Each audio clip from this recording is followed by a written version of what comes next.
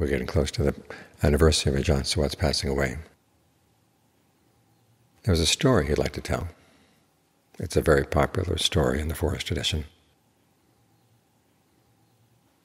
about the empty text. There was a monk whose knowledge of the text was very great. He was very proud of the fact he had lots of students, but he had no meditation experience.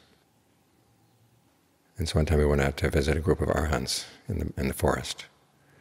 And the arhants would give Dhamma talks, and the devas would come down and show their appreciation.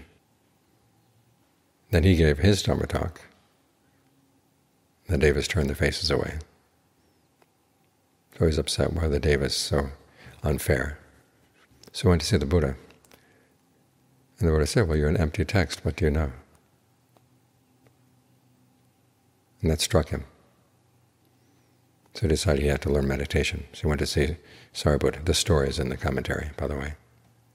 He went to see Sariputta. Sariputta wouldn't take him because he knew that this monk had a lot of pride.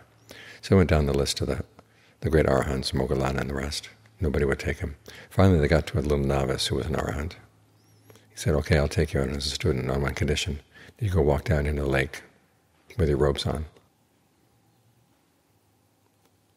And by that point, this elder monk was so desperate to get a teacher that he was willing to just walk in the lake, got his robes wet. The novice said, okay, now come out.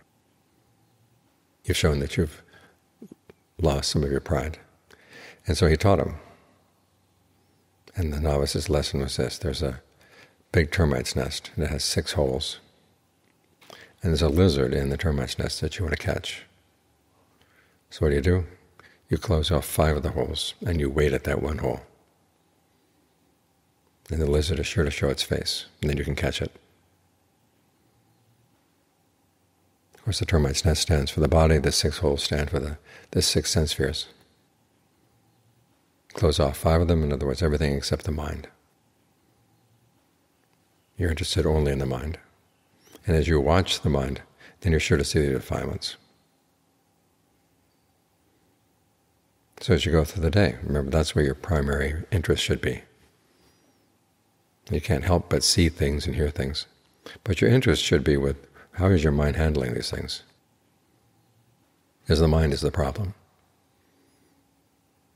If you want to see your greed, aversion, and delusion, you keep watching the mind. You don't go watching things outside.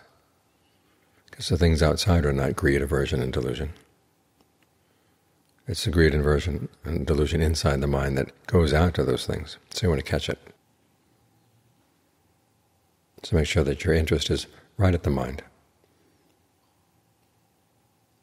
And we stay focused on the mind by staying focused on the breath, because that's the thing that's closest to the mind. It's your anchor in the present moment.